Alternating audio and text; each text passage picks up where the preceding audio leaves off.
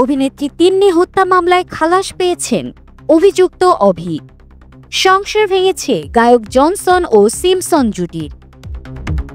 এদিকে চাঁদা আদায় না করায় পাইরেসির কবলে রামচরণের সিনেমা। জেনে নিন বিস্তারিত।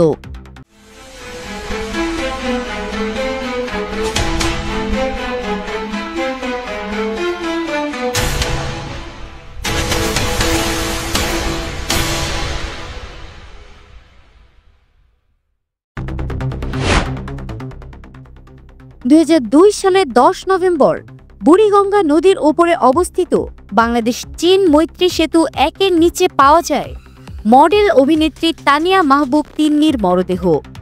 এই ঘটনায় মামলা হলে 2008 সালে তদন্তে অভিযুক্ত হন সাবেক এমপি গোলাম ফারুক অভি। মামলায় অভিযোগ করা হয়, অভির বিয়ের প্ররোচনায় স্বামীকে তালাক দেন তিন্নি, কিন্তু তালাকের পর তিন্নিকে বিয়ে করতে অস্বীকৃতি জানান অভি। ভালোবাসার ফাঁদে ফেলে বিয়ের প্রলোভন দেখিয়ে বিয়ে ছাড়াই দীর্ঘ সময় লিভিং রিলেশনে থাকেন তারা। এক সময় বিয়ের জন্য তিন্নি অভিকে চাপ দেন এবং অভির বিরুদ্ধে মিডিয়ায় সব তথ্য ফাঁস করে দেওয়ার হুমকি দেন অভিনেত্রী।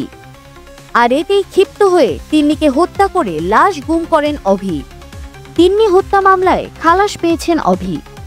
14 জানুয়ারি এ রায় দেন ঢাকার দ্বিতীয় অতিরিক্ত জেলা ও দায়রা জজ মোসাম্মদ শাহিনুর আক্তার।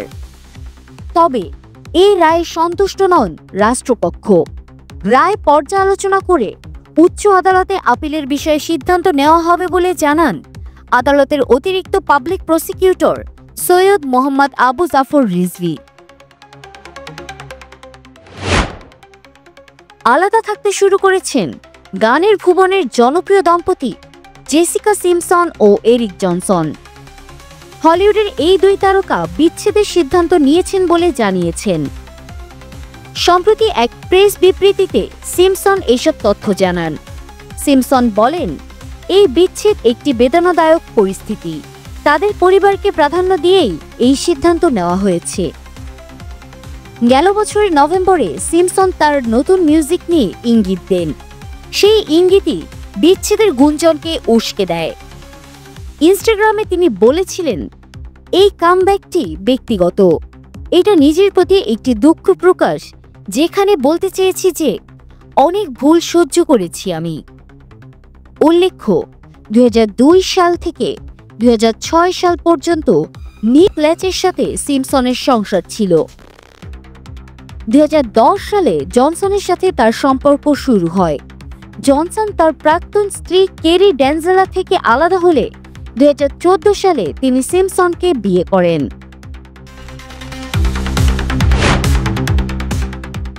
10 জানুয়ারি মুক্তি পায় রামচরণ ও কিয়ারা আদভানির সিনেমা গেম চেঞ্জার।